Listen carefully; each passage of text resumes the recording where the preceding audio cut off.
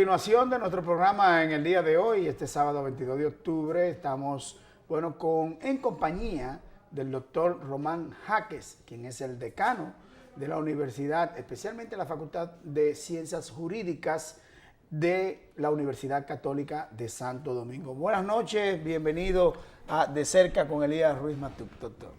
Buenas noches, gracias por la invitación, un honor estar con ustedes. Sí, de inmediato vamos al grano, vamos a hablarse precisamente de asuntos jurídicos. Hay una situación actualmente en el Poder Judicial. La Suprema Corte de Justicia está hablando de que quiere remozar el sistema de justicia en la República Dominicana, pero básicamente los jueces se quejan por el bajo salario que reciben, pero además el presupuesto asignado al Poder Judicial dista mucho de lo que se puede hacer con relación a este tema. ¿Qué piensa usted sobre ese particular? Sí, el Poder Judicial, el sistema judicial dominicano, adolece de fortalezas y de debilidades. En este caso, el presidente de la Suprema Corte de Justicia del Consejo del Poder Judicial, el magistrado Mariano Germán, convocó en enero de este año a una cumbre judicial en procura de detectar esas debilidades y convertirlas en fortalezas. Esto lleva meses de trabajo, incluso fue clausurada en la primera fase hace apenas unas semanas. ¿Qué ocurre? Que aunque se involucraron todos los sectores en opinión de lo que entienden son las debilidades del Poder Judicial, lo menos cierto es que, aunque fue una iniciativa de los jueces, la evaluación debe ser integral. Yo creo que hay que hacer lo propio con el Ministerio Público, hay que hacer lo propio con la Policía Nacional, con la Defensa Pública, con los abogados y voy más lejos con la academia, porque vamos a tener unos resultados con prácticas futuras de corrección de las debilidades del Poder Judicial de los jueces. No obstante, esto es una orquesta donde todos tocan una pieza y de nada sirve que los jueces toquen bien su pieza si los abogados, si los fiscales, si la defensa pública, si las universidades, si los alguaciles no tocan en armonía. Por eso, volviendo al énfasis de su pregunta, el Poder Judicial, usted mencionó una de las grandes debilidades, es su presupuesto. La ley habla de un 4.10%, que son divididos estos porcentajes entre el Ministerio Público y el Poder Judicial. Un famoso 65% más o menos y un 35% de ese 4.10 para el Ministerio Público. De ahí el 2 puntos y tanto que se procura para el Poder Judicial. Yo tuve la oportunidad de ser director general de administración y de carrera del Poder Judicial de manera interina por aproximadamente un año. Y ahí se hace de tripas, no corazones, se hace de tripas justicia. Ese presupuesto simplemente da para arropar prácticamente la nómina y el mantenimiento estándar de los tribunales. El mantenimiento estándar, o sea, lo básico, lo fundamental.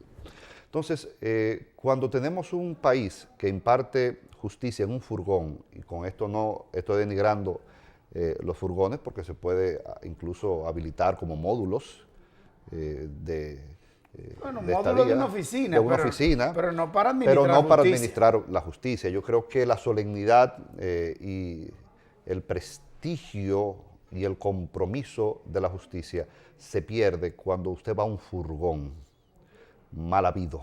Que fue colocado, dicho sea de paso, de manera provisional. Provisional, y ya lleva prácticamente ahí... creo que son como 15 años que tiene. Más de una década, sí. Más de una década.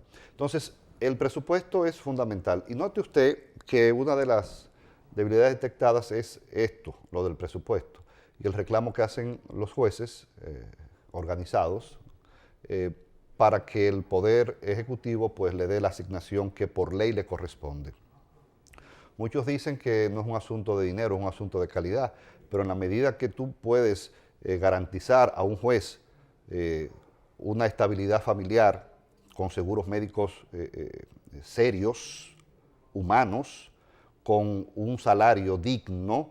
Aquí hay jueces que combaten el narcotráfico y se van en motoconcho al tribunal, o se van en un taxi. Pero por Dios. Entonces, esto debe ser trabajado con urgencia. El asunto de la independencia de los jueces y los principios éticos y morales, que es otra de las debilidades. Para nadie es un secreto que hay jueces que han sido sometidos a la justicia por presuntos actos de corrupción y que incluso sus expedientes están siendo conocidos en los tribunales. Esto debe ser enfrentado de manera categórica. Si bien es cierto que el ruido de un juez evidentemente hace más escándalo que el silencio de todos, no menos cierto es que debe haber ejemplos, y no se puede trabajar esto con paños tibios, respetando el debido proceso, las garantías fundamentales de los imputados, si son inocentes, pero que los procesos sean llevados de manera transparente. Sí, porque hay que hacer un paréntesis aquí también con relación a este tema, y es que vamos a hablar con pelos y señales y nombres y apellidos. Por ejemplo, actualmente están siendo procesados Arias Valera y Abuelda Reyes, un ex consejero y entre otros que han sido sometidos de manera disciplinaria. Pero básicamente han sido juzgados en los medios de comunicación. Han sido condenados en los medios de comunicación. Por eso abogo de que sea transparente. Incluso Abuelda ahora reclama de que su proceso lo está viendo estancado. Sí. Que se le dé la celeridad correspondiente, respetando siempre el debido proceso, y si es inocente, pues entonces que sea descargada, y si es culpable, pues que sea condenada. Pero el sistema de justicia y la sociedad dominicana necesita respuestas transparentes en esos casos, lo que va a concluir con el fortalecimiento de la imagen del Poder Judicial. Entonces, hemos hablado de presupuesto, hemos hablado de los aspectos éticos y morales, y el aspecto de la independencia. La independencia siempre es muy subjetiva, Elías. Yo recuerdo que tuve la oportunidad, cuando fungimos como director ejecutivo del Comisionado de Justicia, de estar en Costa Rica, valorando las buenas prácticas del sistema penal. Y allí el fiscal general era nombrado por el presidente y por el Poder Judicial. Entonces, se le hacía la pregunta de cómo entonces tú eres independiente si quien te nombra dice, mi independencia me la da mi carácter. De nada sirve que la Constitución de la República diga que los jueces son imparciales y que son independientes. Eso se realiza en los actos. Porque al final de cuentas, todos los seres humanos somos políticos. Sí. Y siempre hay un interés. Está en tu conciencia, en tu carácter, en ese derecho natural que está en la mente de cada uno de nosotros. Esos principios morales y esos principios éticos son los que te van a detener y hacer las cosas bien. Por eso el papel que juega la Escuela Nacional de la Judicatura, que preside la profesora Gervasia Valenzuela, es tan importante. Porque al final de cuentas no basta con una formación cognitiva. ¿De qué sirve que tú tengas un juez que maneje todos los conceptos jurídicos, que maneje toda la doctrina, toda la jurisprudencia nacional e internacional, que maneje todos los procedimientos, si no tiene valores? Y ese es el gran desafío, no aquí, en China. Sí. La honestidad, la integridad. Porque no es solamente que yo no lo haga, es que ni siquiera lo piense. Es que no esté en mi psiquis, es que no esté en mi mente. Entonces, esos tres aspectos, yo entiendo que son los grandes desafíos que tiene el Poder Judicial, la consecución del presupuesto de ley y una vez conseguido, una buena implementación de ese presupuesto, los aspectos, los escándalos y desde luego su independencia. Viéndolo desde el punto de vista, o sea, desde aquí, desde afuera, con los análisis que hace usted con relación al Poder Judicial, me pongo un poco pesimista, porque realmente, viéndolo como usted lo ve, que no se trata solamente del Poder Judicial per se, los jueces solamente, sino que es un sistema de justicia. Es un sistema de justicia. Incluso habría que hablar también del Tribunal Constitucional y del Tribunal Superior Electoral. Es un sistema. Una cosa es el sistema judicial y otra cosa es el sistema de justicia. El sistema de justicia abarca todo. El sistema judicial, que es lo que estamos hablando, abarca la justicia ordinaria, desde los jueces de la corte, hasta los juzgados de paz, fiscales, jueces. Sí, porque viéndolo como usted lo ve, yo estoy totalmente de acuerdo, porque eso me hace recordar el Código Procesal Penal, la puesta en vigencia del Código Procesal Penal.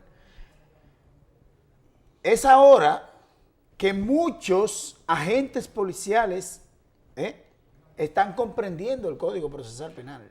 El 27 de septiembre cumplió 12 años de su implementación y 14 de haber sido aprobado. Entonces, así debe suceder con otros aspectos de lo que tiene que ver con el sistema judicial. Y yéndonos al Código Procesal Penal, hay muchas cosas que aquí, por ejemplo, en cuanto a lo que tiene que ver con la opinión pública, cuando hay un crimen de alguna naturaleza, cualquiera que sea, y es publicado en los medios de comunicación, la gente quiere ver sangre, que lo metan preso. Y cuando la medida de coerción no es precisamente prisión preventiva, no, pero lo soltaron, lo dejaron libre. Y no sabe la población misma que no se trata de una sentencia definitiva, sino de una medida de coerción que hace el juez de instrucción para investigar el caso Mientras se investiga el caso. Mientras investiga el caso y para entonces que estas investigaciones vayan al tribunal. Usted me corrige. Sí, así es. El proceso penal que nos regula establece las medidas de coerción. Una vez apresada una persona, tiene un plazo de 48 horas, que es el plazo constitucional, para que esa persona sea sometida a la acción de la justicia. Es decir, que se le conozca una medida de coerción. De ahí que si se somete después del plazo de las 48 horas, ya la prisión puede ser declarada irregular mediante un habeas corpus, que es una acción de habeas corpus y la persona puede ser liberada. Entonces, lo que ocurre es que si el crimen o el hecho ilícito o ilegal punitivo es muy grave, entonces normalmente se le establece la prisión preventiva. ¿Qué ha ocurrido en nuestro país? Que la prisión preventiva, que es la excepción, se ha convertido en el principio, precisamente por ese temor de muchos jueces de que el caso se ha llevado a los medios de comunicación y que el fiscal hable, que fueron muchos casos denunciados en los medios de comunicación, entonces siempre existe el temor de yo ser sometido. Entonces, bueno, en lo que el hacha va y viene, yo me curo en salud con una prisión preventiva, aunque quizás una garantía económica o una prisión domiciliaria pudo haber subsanado el asunto. ¿Qué es una medida de coerción? Es garantizar que la persona que está siendo investigada no se sustraiga al proceso. Se le pone una prisión preventiva si hay peligro de fuga, si no tiene arraigo. Significa que es una persona que estudie en una universidad, que trabaje, que tenga su familia, que forme parte de las organizaciones de su comunidad, que forme parte de la iglesia, que nunca haya tenido ningún tipo de problema con la justicia y haya cometido a una presunta estafa. ¿Por qué darle prisión preventiva? Entonces, eso es lo que ocurre. Entonces, suele pasar que en un asesinato cruento o en una violación, entonces se le impone una medida de coerción de 1 año. El ciudadano cree que esa es la condena. Sí. Entonces viene, critica, ¿y quién sale perjudicado? El juez. Porque al final de cuentas, si falla, la percepción que tiene la ciudadanía es que si falla el alguacil, si falla el abogado, porque también hay que reconocer que hay abogados muy serios, pero hay abogados que inmediatamente tienen una debilidad en su caso, por ellos, por una negligencia cognitiva, por una negligencia ética de él. Entonces dice, se vendió el fiscal, se vendió el juez, aprovechando algunas debilidades. Entonces, ¿quién sale perdiendo? El juez. Si el fiscal acusa y resulta y viene a ser que el juez le dio una medida de coerción de prisión domiciliaria, anteriormente, yo espero que esto se corrija en esta nueva administración, no hay que ir a la prensa. Tú tienes los recursos legales para impugnar esa decisión. Entonces, el juez. Un caso de narcotráfico, el juez. Entonces, la ciudadanía tiene que estar consciente que el Poder Judicial, que el sistema de justicia, no, o sea, la justicia penal no es solamente un juez, está la policía también. Si la policía no instrumenta bien un expediente o un fiscal, ¿qué va a hacer el juez? Se cae. Tenemos una constitución totalmente garantista. Pero yo le voy a dar un ejemplo que es palpable y que mucha gente habló sobre ese particular sin saber que hubo debilidades en la recolección de las pruebas en ese proceso de investigación. Y es el caso de Francina Hungría, que en el primer caso, cuando fueron llevados a primera instancia, famoso video aquel. El famoso video y todo esto, resultó ser que esto en el tribunal no es ninguna prueba. Y déjeme decirle, esas 3 jueces del tribunal colegiado son 3 juezas muy íntegras. Sí. Oiga el concepto que uso, íntegras, ni siquiera serias, no, íntegras. Sí, sí. Pero hay un debido proceso. Aquí hay un debido proceso y aquí hay un asunto, doctor, que a mí me preocupa muchísimo.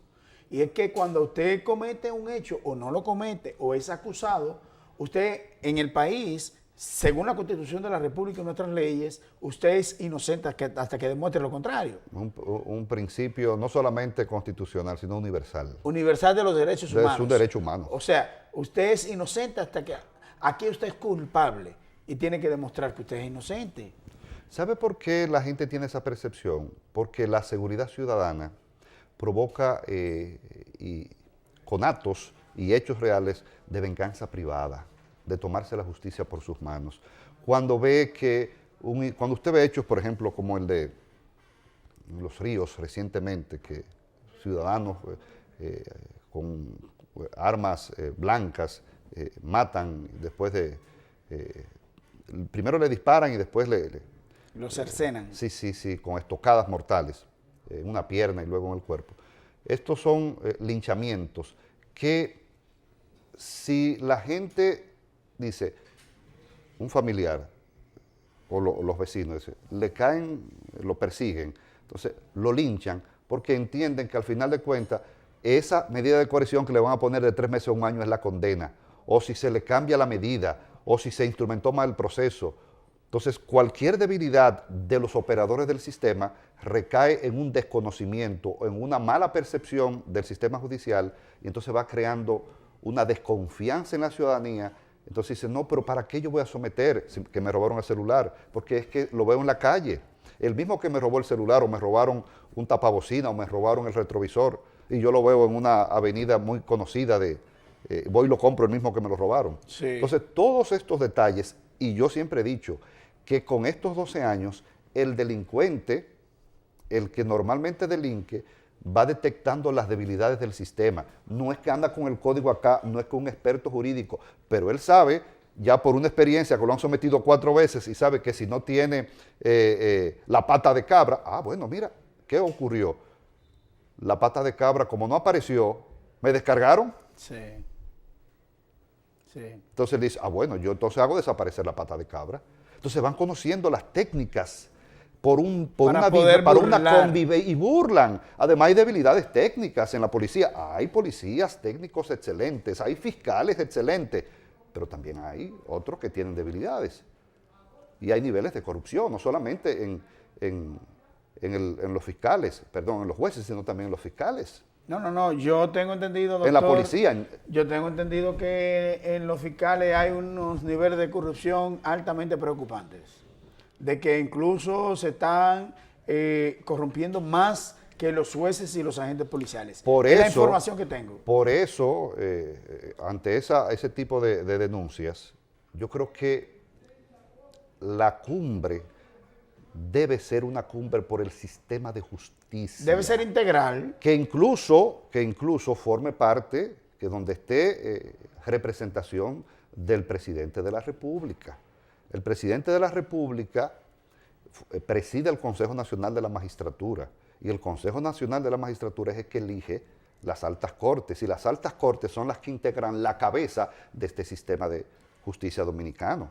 Entonces, el Ministerio Público debe hacer un análisis FODA, así como lo está haciendo el Poder Judicial. Lo tiene que hacer la policía, no en los debates de la reforma policial. Humanizarla está bien, pero ¿y la relación con los jueces? y la relación con el Ministerio Público. ¿Es esto eficiente?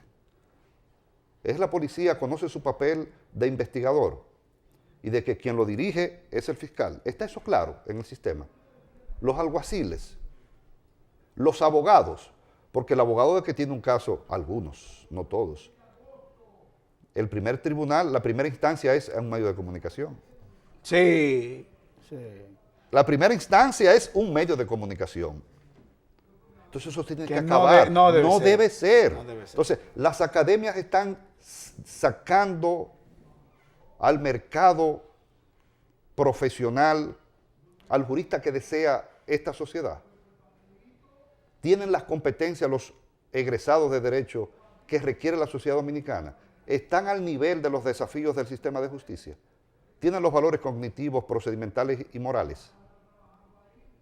¿Me doy a entender? Perfectamente. Yo creo que lo de la cumbre debe ser más ambicioso. Sí, debe Un ser buen más- ejercicio. Yo creo que lo que ha hecho el Poder Judicial, los jueces, debe ser emulado por los demás sistemas, pero debe ser integral. Como decía Eugenio Raúl Zaffaroni, actualmente juez de la Corte Interamericana de Derechos Humanos, un argentino, Sí. que esto es una orquesta y que cada quien tiene que tocar, y si no está, va a sonar feo. Sí. Por mejor que toquen los jueces, se le van a pegar los... Va a distorsionar. Claro. Doctor, Si falla el fiscal, si falla la policía, si falla un abogado. Entonces, los principios no. El caso se perdió y vamos a apelar. Usted no tiene que ir a un medio de comunicación, ni tiene que estar denigrando al fiscal, ni tiene que estar denigrando al juez o diciendo que fue el policía. No, fue usted que falló porque no manejaba el caso o porque no se dedicó en el empeño debido. Perfectamente. Doctor, vamos a cambiar radicalmente de tema. Ah, muy bien. Y es que actualmente se está en el proceso de escogencia de los miembros de la Junta Central Electoral, de la Cámara de Cuentas, y vendrán entonces otros cambios también a propósito de las altas cortes. Usted es aspirante a miembro de la Junta Central Electoral. ¿Cómo ha visto el proceso? ¿Qué fue lo que pasó? ¿A usted lo entrevistaron? Dígame cómo pasó, qué ha pasado. Sí, nosotros fuimos propuestos por un sinnúmero de entidades de la sociedad civil y religiosas, evangélicos, católicos, un sinnúmero de ciudadanos y ciudadanas que de manera formal manifestaron nuestro apoyo, e incluso entidades políticas como Liderazgo Emergente, un grupo de más de 30 organizaciones de la sociedad civil con vinculaciones políticas de todos los partidos. En ese tenor nosotros aplicamos para presidente o miembro de la Junta Central Electoral y hace ya aproximadamente, creo que un mes más o menos, fuimos evaluados en el primer grupo, el primer día, somos el número 7 de la lista de 222. Nosotros tuvimos la oportunidad, parece ser que ahora, como el tiempo son 60 días que establece el reglamento del Senado de la República, pues han querido limitar el tiempo, pero yo tuve incluso una participación de aproximadamente media hora de entrevista, muy interesante. Todos los senadores hicieron preguntas y, como les digo, fueron unos 30 minutos de intensa preguntas y respuestas entre nosotros. Fue una experiencia muy democrática. ¿Cómo usted ve el proceso? ¿Usted cree que haya escogencia de los miembros de la Junta Central Electoral de manera imparcial? ¿Usted cree que hay influencia política? Dígame qué piensa usted. Sí, bueno, yo estimo que el Senado de la República es un órgano de la democracia política, o sea, un órgano político, pero no menos cierto es que sus decisiones deben ser basadas en lo que establece la Constitución y apegados a la sociedad. Yo creo que la sociedad dominicana está reclamando no solamente la oposición, sino la sociedad dominicana en sentido general, los mismos senadores, incluso fue parte de nosotros queremos jueces independientes, imparciales, con experiencia, con manejo no solamente del área electoral, sino administrativa del Estado, porque tú vas a administrar.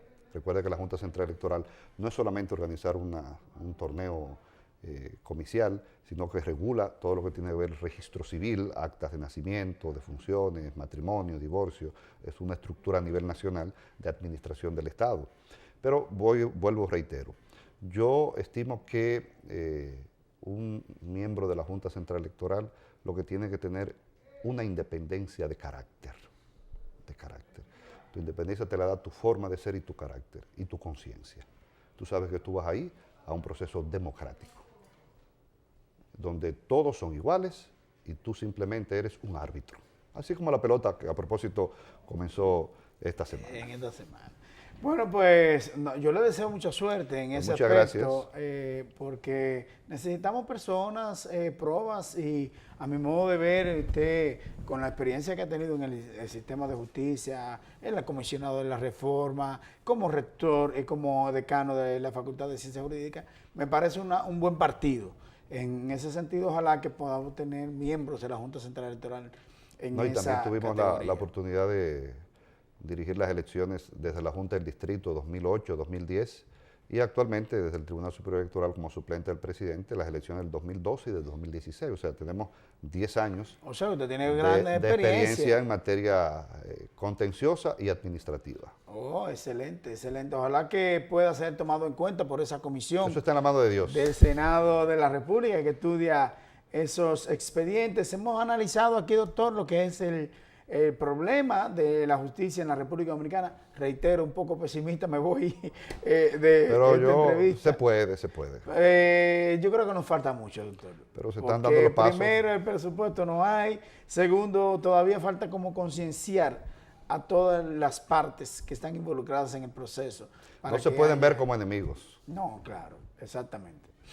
Pues muchas gracias, doctor, por estar con Gracias a nosotros usted, aquí cómo en no. De Cerca con Elías Ruiz Matú. Nosotros continuamos aquí en nuestro programa. No se vaya.